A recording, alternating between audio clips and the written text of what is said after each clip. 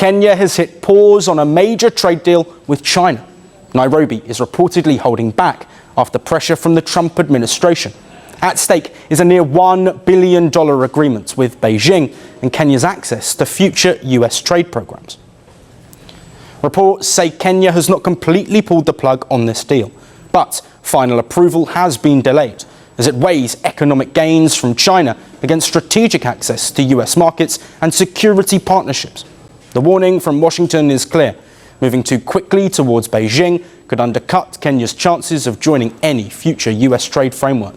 And that includes a successor to the African Growth and Opportunity Act, or AGOA.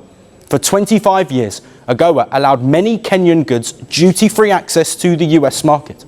Textiles and agriculture were the two main commodities exported, which brought in millions of dollars a year in revenue and boosted tens of thousands of jobs. Breaking news is rippling across global capitals tonight as Kenya abruptly freezes a massive $1 billion trade and infrastructure deal with China, a move that is already being seen as a direct consequence of intensifying pressure from United States President Donald Trump. The decision lands like a shockwave in Africa, Asia, and Washington, signaling that the economic confrontation between the world's two biggest powers is no longer theoretical. It is now reshaping real decisions in real countries, in real time.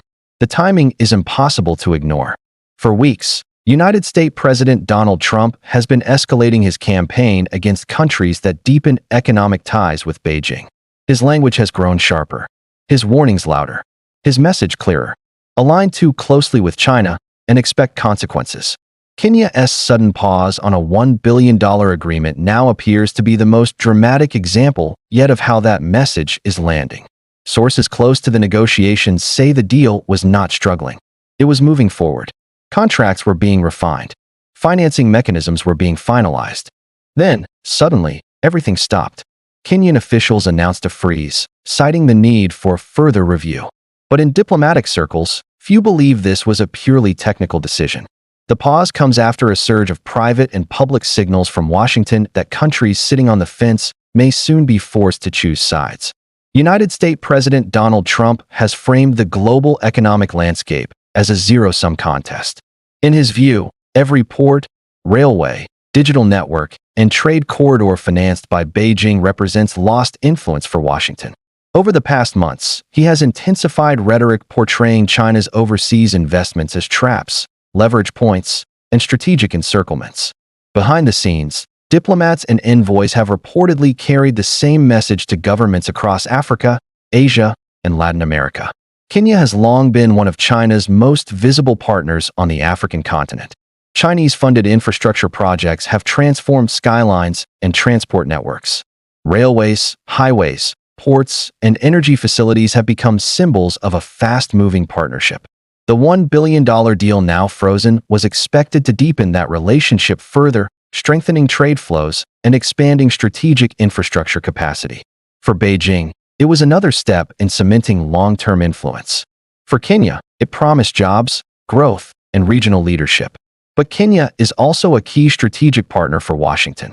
It hosts security cooperation, regional diplomatic initiatives, and economic programs backed by the United States. That dual position has always required careful balancing. What is changing now is the cost of staying neutral. United States President Donald Trump has made it clear that neutrality is no longer acceptable. According to multiple diplomatic sources, Washington has been applying pressure in layers. Public warnings were matched with private conversations. Economic incentives were quietly raised, alongside veiled threats of reduced cooperation, investment scrutiny, and trade complications. No single ultimatum was issued. Instead, the message was cumulative and relentless. Align with China, and you risk alienating Washington at a time when global trade rules, access, and protection are being reshaped. Kenya's leadership now finds itself in a geopolitical vice. On one side stands Beijing, offering financing, speed, and long-term infrastructure partnerships with few political conditions. On the other side stands Washington, wielding market access, security cooperation, and global financial influence. The freeze of the China deal suggests that, at least for now, the weight of Washington's pressure has tipped the scale. The move is being closely watched across Africa. Many governments face similar dilemmas. China has become the continent's largest trading partner and a major infrastructure financier. At the same time, the United States remains a critical security partner and a gateway to global financial systems. United States President Donald Trump's approach is forcing a recalculation. Deals once viewed as purely economic are now unmistakably political. In Nairobi, the official explanation has been cautious and deliberately vague. Authorities insist the freeze does not signal a break with Beijing. They emphasize review, transparency, and national interest. Yet the language itself reflects awareness of a dangerous moment. Kenyan leaders know that every word will be parsed in Washington and Beijing alike. Too much reassurance toward one risks retaliation from the other. China's response has been measured but unmistakably tense. Analysts note that Beijing rarely accepts reversals lightly, especially after deals reach advanced stages. The freeze raises questions about reliability and trust. For China, Kenya's move may be seen as a test case. If Washington can successfully pressure Nairobi, other partners may follow. That prospect could harden Beijing's stance in future negotiations, making terms stricter and expectations firmer. United States President Donald Trump, meanwhile, appears emboldened. The Kenya freeze feeds directly into his narrative that tough pressure works. That aggressive rhetoric, once dismissed as bluster, now has tangible results to point to. In speeches and statements, Trump has repeatedly argued that China's global expansion can only be slowed by forceful resistance. Kenya's decision will likely be cited as evidence that Washington still has leverage when it chooses to use it. The broader implications are profound. Africa is no longer just a battleground for influence. It is becoming a proving ground for a new era of economic coercion. Infrastructure deals, once negotiated quietly, are now front-page geopolitical events. Every port agreement or rail contract risks triggering reactions far beyond national borders. For Kenya, the freeze creates immediate uncertainty. Investors are watching. Contractors are pausing. Workers are waiting. Delays can be costly, not only financially but politically. Domestic critics may question whether the country is sacrificing development opportunities under foreign pressure. Supporters of the decision will argue that caution is necessary in a volatile global environment. Behind closed doors, Kenyan officials are reportedly scrambling to manage fallout on both sides. Assurances are being offered to Beijing that the pause is temporary. At the same time, Washington is being reassured that Kenya remains aligned with broader strategic goals. It is a delicate dance, and missteps could be expensive. This episode also signals a shift in how power is exercised. United States President Donald Trump's strategy relies less on formal alliances and more on transactional leverage. Trade access, financial systems, and diplomatic favor are all tools to shape outcomes.